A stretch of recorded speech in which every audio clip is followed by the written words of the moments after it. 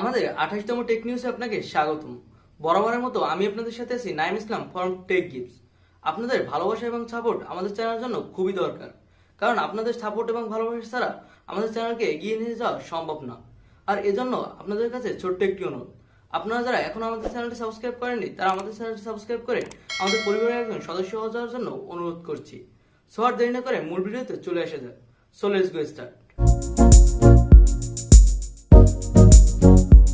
Redmi এর বহুলকাঙ্ক্ষিত দুইটি phone Redmi 9 এবং রেডমি 9C ফোন দুইটি আজ মালয়েশিয়ায় লঞ্চ হয়ে গেছে। আসলে রেডমি 9C এর থেকে রেডমি 9 ফোনটি নিয়ে আমাদের কাছে আগ্রহ বেশি ছিল। আর এতে হাইলাইটেড ফিচার হিসেবে থাকছে 6.53 ইঞ্চি মাপের HD plus dot dot display. Processor হিসেবে থাকবে মিডিয়াটেকের হেলিও G25 প্রসেসর।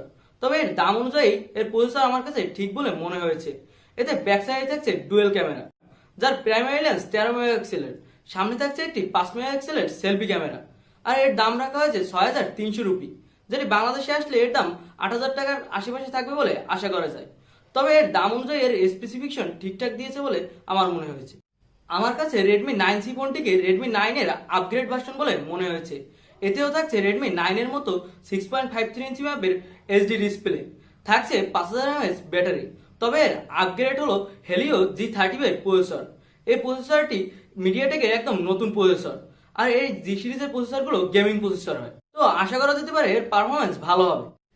স্যামসাং এর নোট 20 আলট্রা ফোনটির একটি 3D রেন্ডার বের হয়েছে। আর এটা দেখতে স্যামসাং এর নোট 20 সিরিজের মতো। এর ব্যাক সাইডে থাকছে quad camera setup. OnePlus Nord budget যে নামেই ডাকুন না কেন, এই ফোনটি নিয়ে তো আমরা শুনতে শুনতে অনেকে বিরক্তই হয়ে গেছি। তবে আজকে OnePlus এর প্রতিষ্ঠাতা পিটলাও এর কনফার্ম দাম জানিয়ে দিয়েছেন। এর দাম হবে 40,000 রুপির মধ্যে। তবে আমার মনে হয় এর বেস ভেরিয়েন্টের দাম হতে পারে 35,000 রুপির মধ্যে। এটি একটি ডুয়েল পাঞ্চল ডিসপ্লে হবে। এর ডিসপ্লে রিফ্রেশ রেট হবে 90 হার্টজ। আর এটি একটি অ্যামোলেড ডিসপ্লে। তবে আমার মনে হয় এর ডিসপ্লে অনেক ভালোই হবে, কারণ অ্যামোলেড এবং 90 হার্টজ রিফ্রেশ রেটের দুর্দান্ত কম্বিনেশনে এই ডিসপ্লেটা অনেক ভালো হবে। এতে সামনে থাকছে 32 মেগাপিক্সেলের একটি সেলফি ক্যামেরা, সাথে 8 মেগাপিক্সেলের একটি ultra wide angle lens. Processor থাকবে স্ন্যাপড্রাগনের 765G প্রসেসর। এটি একটি 5G প্রসেসর। এতে থাকবে 4000 mAh ব্যাটারি, সাথে 30 ওয়াটের ফাস্ট চার্জার। তো এতে অ্যামোলেড ডিসপ্লে ব্যবহার করার এর ব্যাটারি অনেক কম খরচ হবে। এর নাম নিয়ে যে কনফিউশন ছিল এটাও দূর হয়ে গেছে। এর নাম হবে OnePlus Nord। তো ওভারঅল এই প্যাকেজটি থেকে অনেক ভালোই মনে হয়েছে। এবার এটা আসার অপেক্ষা। আর এরকম নিত্য নতুন অনেক আপডেট আসবে, এজন্য আমাদের চ্যানেলটি সাবস্ক্রাইব করে পাশে থাকা বেল বাটনটি প্রেস করে রাখতে পারেন। রেডমি এর K30 ফোনটির 8GB ভ্যারিয়েন্টটির সেল আজকে চায়নায় শুরু হয়েছে। আর এর 128GB ভার্সনটির দাম রাখা হয়েছে প্রায় 22,000 টাকা, এবং এর 256GB ভার্সনটির দাম রাখা হয়েছে 24,400 টাকা। স্যামসাং গ্যালাক্সি M01s ফোনটি আজ গুগল সাপোর্টে লিস্টেড করা হয়েছে। আর এটি একটি এন্ট্রি লেভেলের ফোন হবে।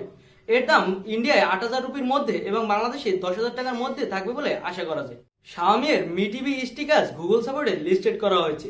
আশা করা যায় এটি খুবই তাড়াতাড়ি লঞ্চ হবে। স্ন্যাপড্রাগন তাদের 800 সিরিজের নতুন একটি 5G ফ্ল্যাগশিপ চিপসেট আনতে যাচ্ছে। আর এটি হবে স্ন্যাপড্রাগন 875 প্রসেসর। আর এটি স্ন্যাপড্রাগনের 865 প্রসেসরের থেকে অনেক আপগ্রেড করা হবে। আর আমার মনে হয় এটি 2021 সালে আসতে পারে। শাওমি এর সাব ব্র্যান্ড রেডমি তাদের রেডমি K30 ফোনটির পর রেডমি K40 ফোনটি আনতে যাচ্ছে। আর রেডমি এর নতুন K সিরিজের ফোন, অর্থাৎ আমরা আরো একটি ভালো ফোন আশা করতেই পারি। আর কারণ রেডমি এর K সিরিজের ফোনগুলো ভ্যালু ফর মানি প্রোভাইড করে থাকে। আর এবারে রেডমি K40 ফোনটি হবে একটি 5G ফোন। এবারের কিছু স্পেসিফিকেশন জানা গেছে।